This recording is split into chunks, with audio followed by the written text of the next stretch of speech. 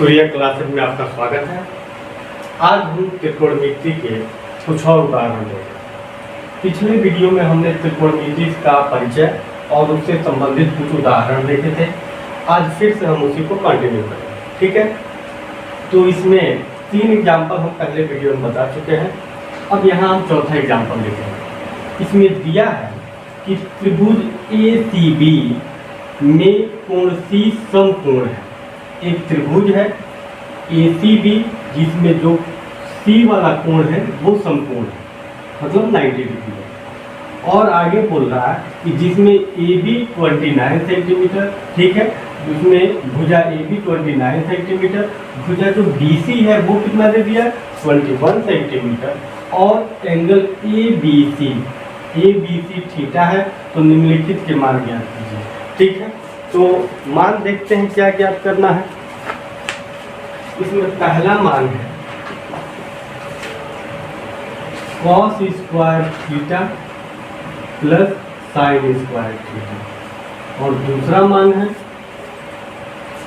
cos square theta minus sine square, ठीक है। तो ये हम लोगों को सॉल्व करना है, देखते हैं क्या आंसर आता है। अब पहले इस फिगर को ड्रा करेंगे जो ये बोल रहा है। क्या क्या गिवन है उसको लिख लेंगे, लिखेंगे दिया है, तो दिया है उसको लिख लेंगे। ट्रायंगल दिया है ACB, पहला त्रिभुज दिया है ACB, त्रिभुज ACB दिया है, और इसमें कोण C है वो 90 डिग्री, मतलब समकोण है, ठीक है। अब बोल रहा है कि AB जो है वो 29 सेंटीमीटर है, BC जो है वो 21 सेंटीमीटर है, ठीक है, और एंगल ABC जो है वो क्या है थीटा है। मान ज्ञात करना है।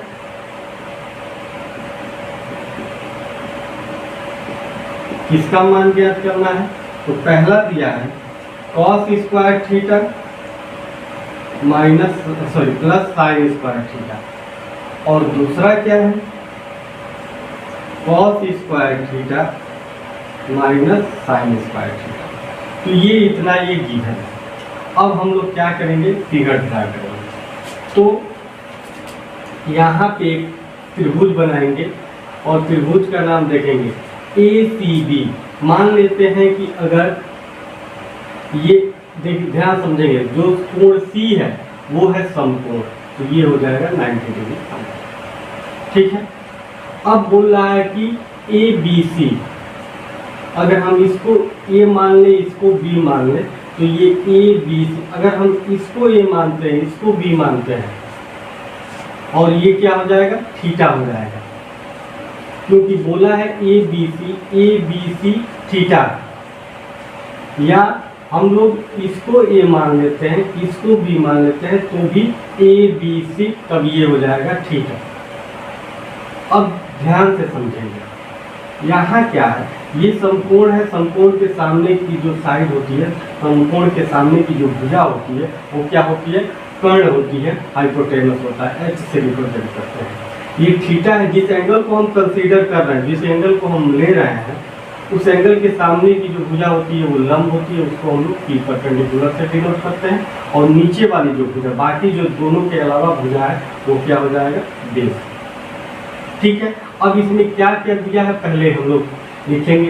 पहले दो भुजा का माप दिया है। AB दिया है 29 सेंटीमीटर, ये AB है, ये हो जाएगा 29 सेंटीमीटर।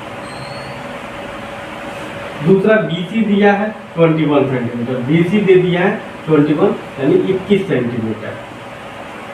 अब हमको क्या निकालना है, AC निकालना है या CA निकालना है, यानी हमको P परपेंडिकुलर निकालना है, लंब का मान निकालना है। तो इतना क्वेश्चन समझ में आ रहा है। तो अब हम लोग क्या करेंगे, हमको समकोण त्रिभुज में मालूम है कि दो भुजा दिया हो और तीसरा निकालना हो, तो हम लोग पाइथागोरस प्रमेय लगाते हैं। तो लिखेंगे पाइथागोरस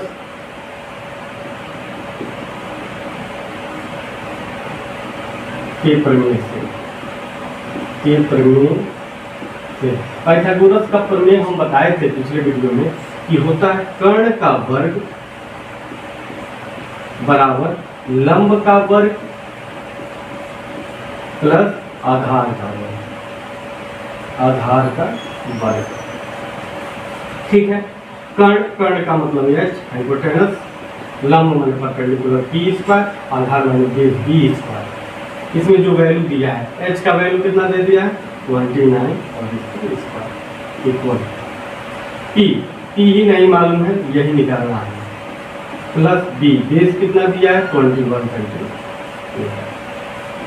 अब हम लोग ये 29 का स्क्वायर निकालेंगे, तो 29 का स्क्वायर निकालने के लिए 29 का स्क्वायर है तो क्या करेंगे 29 क्या कर लेंगे 29।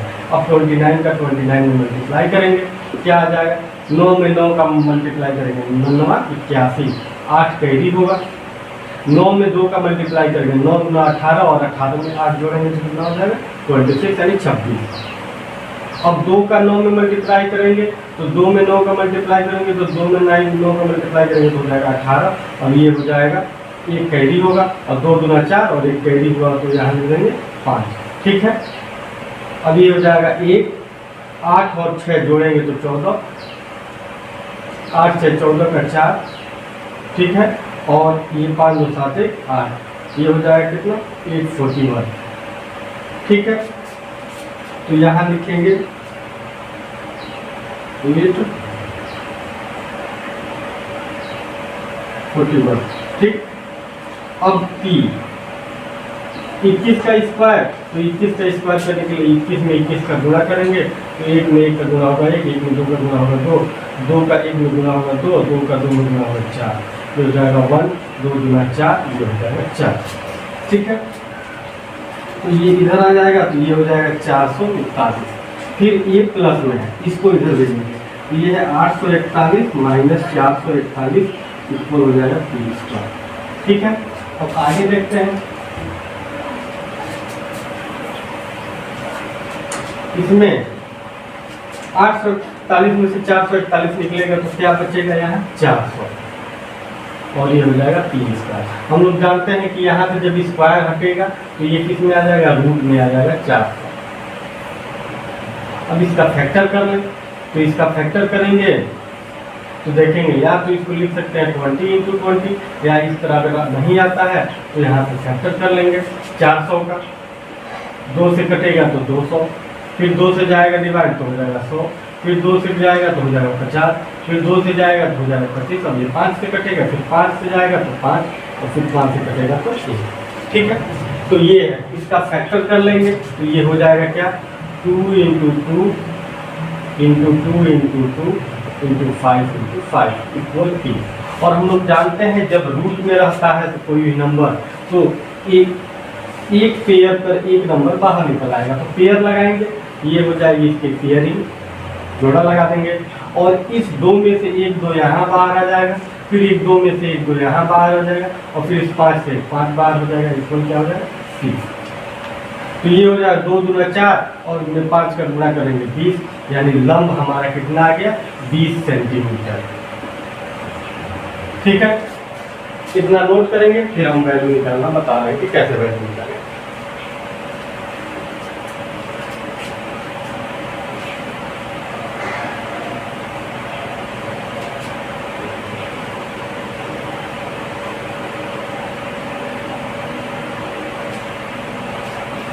अब इसके बाद हम लोग तीनों वैल्यू फाइंड कर लिए, मतलब ज्ञात कर लिए। पहला हम लोग एच दिया है, बी दिया है, पी निकाल लिए पाइथागोरस पढ़ने से। अब जो मान हम लोगों को निकालना है, अब इस मान का हम लोग कैलकुलेशन करेंगे। ठीक है। अब देखिए आगे,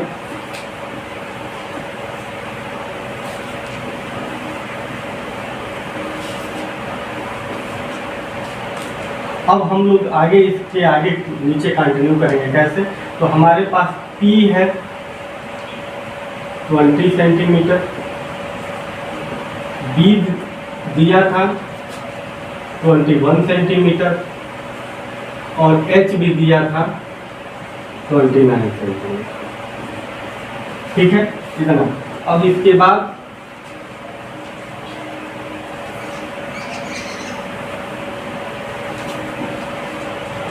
पहले अब मान में हम लोग देखेंगे कॉस का और साइन का वैल्यू पूछा है, तो सबसे पहले हम लोग निकालेंगे साइन थीटा।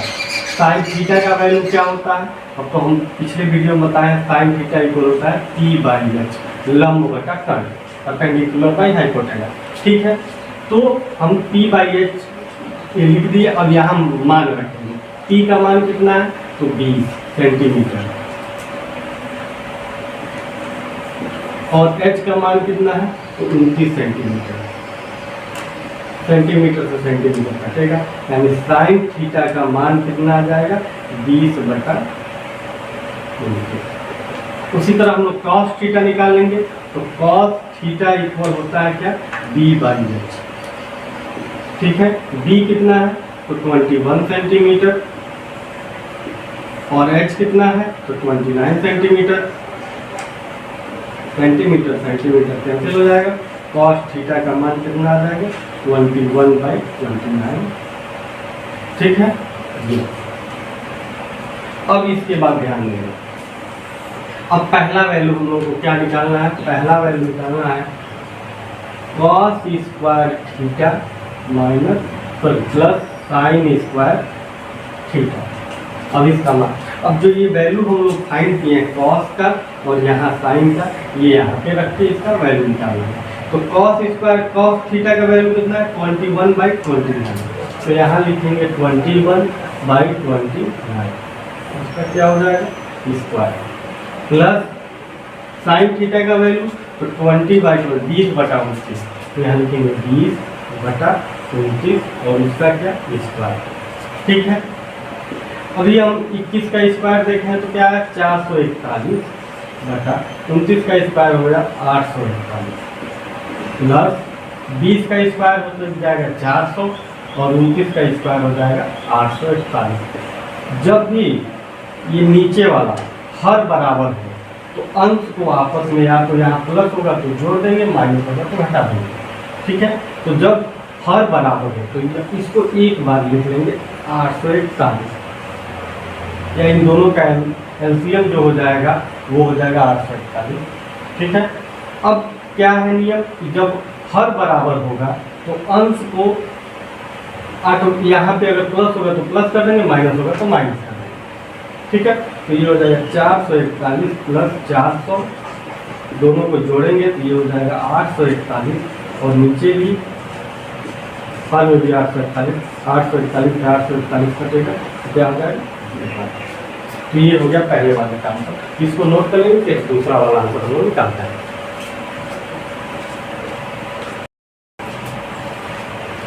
अब हम लोग दूसरा क्वेश्चन देखते हैं, cos square theta minus sine square theta का मान। ठीक है, तो यहाँ पे देखेंगे कॉस का थीटा का मान ये है और साइन थीटा का मान ये है। ये पहले क्वेश्चन के भी टर्म है कॉस और साइन, लेकिन इसमें प्लस दिया और इसमें क्या? माइनस दिया। ठीक है, तो देखेंगे कॉस स्क्वायर थीटा की वैल्यू वहाँ रखेंगे। तो पहले यहाँ कॉस थीटा कितना दिया है? 21/29, तो यहाँ लिखेंगे 21/29, और यहाँ स्क्वायर है तो यहाँ पे हम लोग स्क्वायर हो जाएगा। ठीक है, माइनस साइन थीटा, यहाँ देखेंगे साइन थीटा का वैल्यू ये है, उसका स्क्वायर करना है, तो साइन थीटा का वैल्यू 20/29 और उसका स्क्वायर कर देंगे तो ये हो जाएगा 20/29, और इसका क्या? स्क्वायर। ठीक है, अब 21 का स्क्वायर कितना है? तो 441 होता है, यहाँ लिख देंगे। 29 का स्क्वायर तो अभी हम पीछे स्क्वायर किए हैं, तो वो होता है कितना? 841, माइनस 20 का स्क्वायर 400, और 29 का स्क्वायर तो 481। ठीक है, अब क्या करेंगे? अभी हम बताए हैं कि जब हर बराबर हो तो उसको एक बार लिख लेते हैं। ठीक है, यानी वही एलसीएम हो जाता है, और अंश को विथ साइन, यहाँ प्लस है तो प्लस, माइनस है तो माइनस। ठीक है, उसके साथ ऐड करना है या घटा लेना है। ठीक है, तो ये हो जाएगा 441, यहाँ माइनस है तो यहाँ माइनस, ये हो जाएगा 4। ठीक है, अब 441 में से 400 निकलेगा तो 41, और बटे में क्या हो जाएगा? 841, तो ये हो जाएगा आंसर। इसको नोट कर लेंगे, ये क्वेश्चन रहा और ये उसका सलूशन है। पहला सलूशन अभी दिए हैं, ये दूसरा सलूशन। ठीक है, ओके।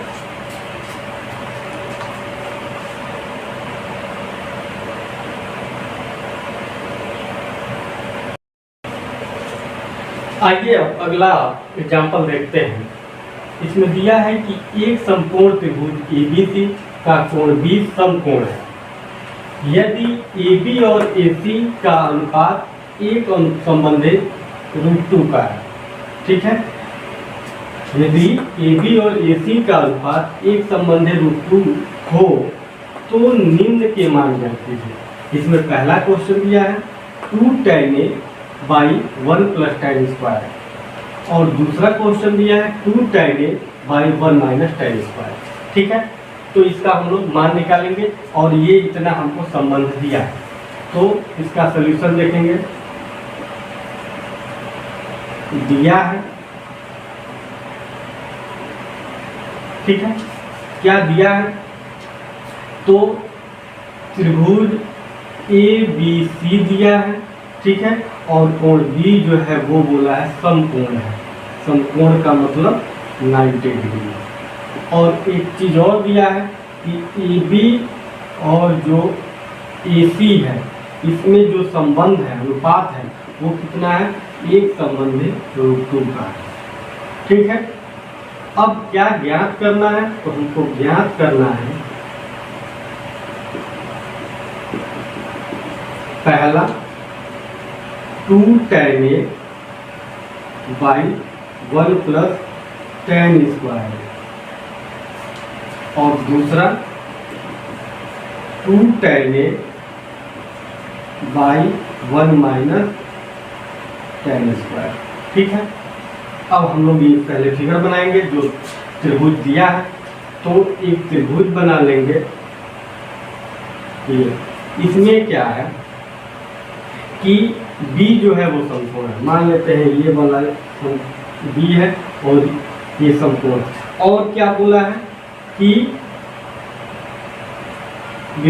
और AB और AC। अब ध्यान देंगे, हमको यहाँ पे देखेंगे tan A की ही वैल्यू चाहिए। तो मान लेते अगर ये A है और ये क्या है, B है।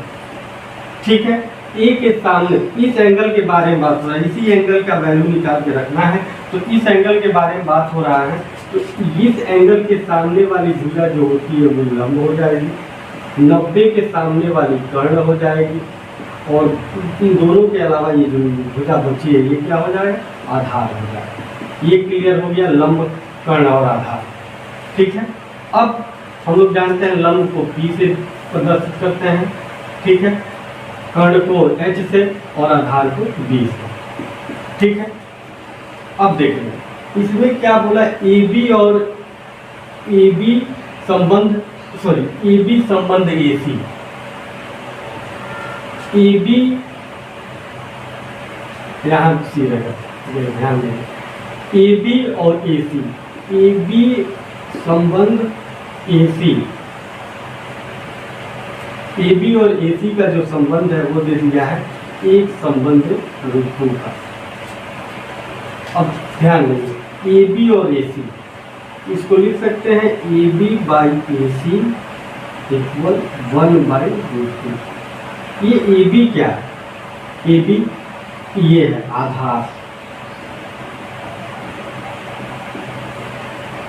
ठीक है, AC क्या है, तो AC है कर्ण, ये है 1/2। यानी इसमें हम लोग आधार कितना है, आधार दे दिया है कितना, 1, यानी बेस मालूम है तो 1। कर्ण H मालूम है √2, और हमको निकालना है वैल्यू किसका, P का। तो हमको निकालना है लंब, लंब का मान, P का मान हम लोगों को निकालना है। तो अब कैसे निकालेंगे, ध्यान देंगे, यहाँ लगा देंगे क्या, पाइथागोरस प्रमेय। लिखेंगे पाइथागोरस के प्रमेय। क्या होता है पाइथागोरस का प्रमेय, तो कर्ण का स्क्वायर, कर्ण का वर्ग बराबर होता है लंब का वर्ग प्लस आधार का वर्ग, आधार का वर्ग। ठीक है, अब यहाँ पे हमारे पास आधार दे दिया है, कर्ण दे दिया है।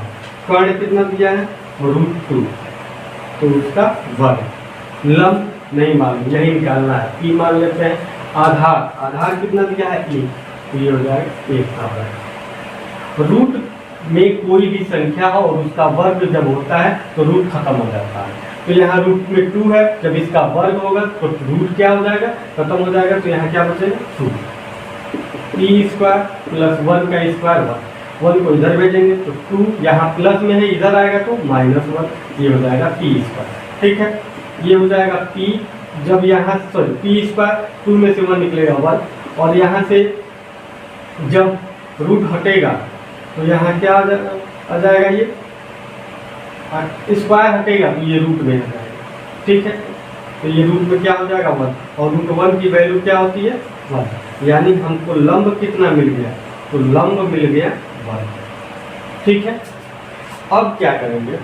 ये इतना नोट करिए। उसके बाद हम लोग यहाँ से tan की वैल्यू निकालेंगे, फिर इसमें रखेंगे पहले और दूसरे मान में, फिर ये जो मान पूछ रहा है वो आएगा। ठीक है, तो इतना नोट करिए।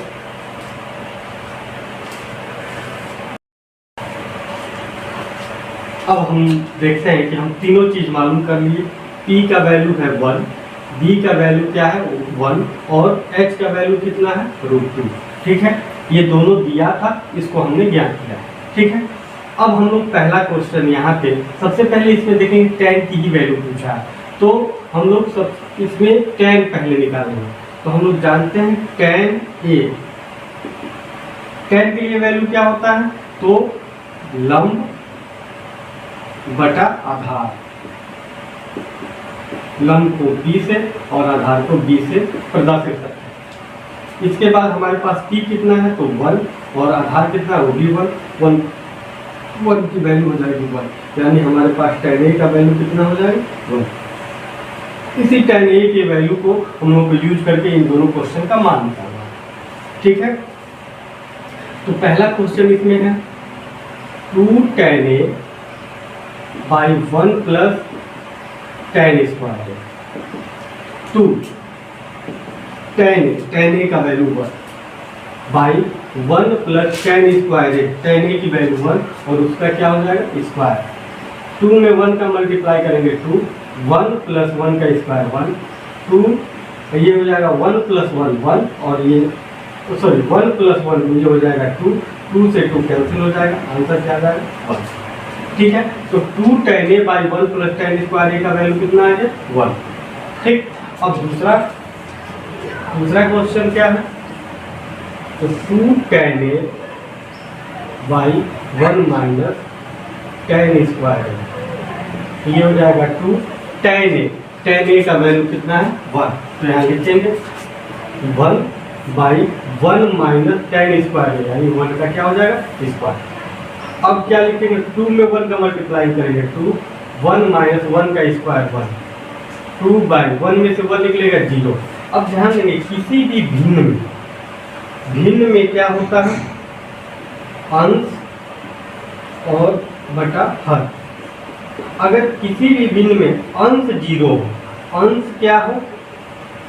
0 हो, और हर में कोई संख्या हो तो उसका आंसर 0 होगा। और किसी भी भिन्न में ये जानते हैं हम लोग अंश और बटा हर होता है। अगर हर 0 हो तो ये अपरिभाषित होता है, इसको हम बोलते हैं अनंत अपरिभाषित। ये इसका चिन्ह है, अनंत या अपरिभाषित का चिन्ह ये है। ठीक है, जब अंश पे कोई संख्या और हर 0 हो तो वो अपरिभाषित होता है।